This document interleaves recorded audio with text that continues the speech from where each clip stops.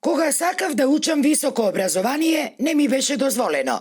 Ми измислуваа диагнози кои ги немав и со лажен документ ме направија туберкулозен. Ме пукаа додека си работе во лозјето. Ме следат кога излегувам од дома.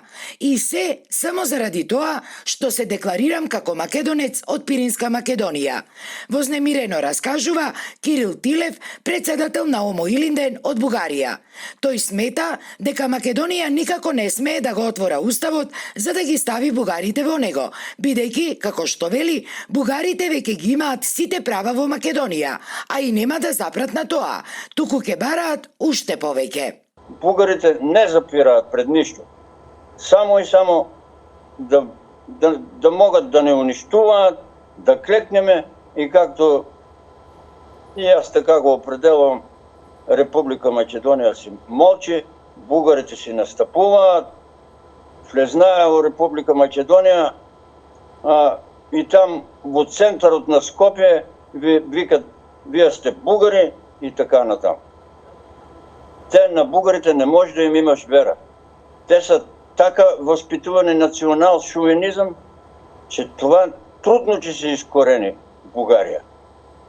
Самите те само могат да си го искоренат, като тръгнат по демократични промени, да уважуваат малцинствата во Бугарија и да им дадат правата.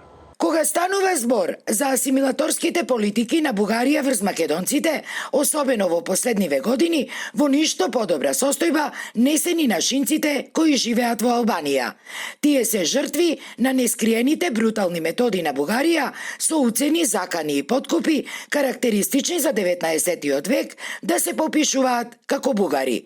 Ова најмногу заради пасивноста на нашата власт. Од една страна Албанија, кокетира, да кажеме, и со македонска страна, и со бугарска страна, си ги гледа пред се своите интереси, но сепак треба да биде поактивна македонската дипломатија, да биде поактивна и на терен и ке македонците во Албанија, да не го остават празен простор, затоа што тој простор го пополнуваат бугарите. Сами не можеме да се бориме со ова бугарска пропаганда која што троши милиони евра за остварување на своите цели во Албанија, но и воопшто.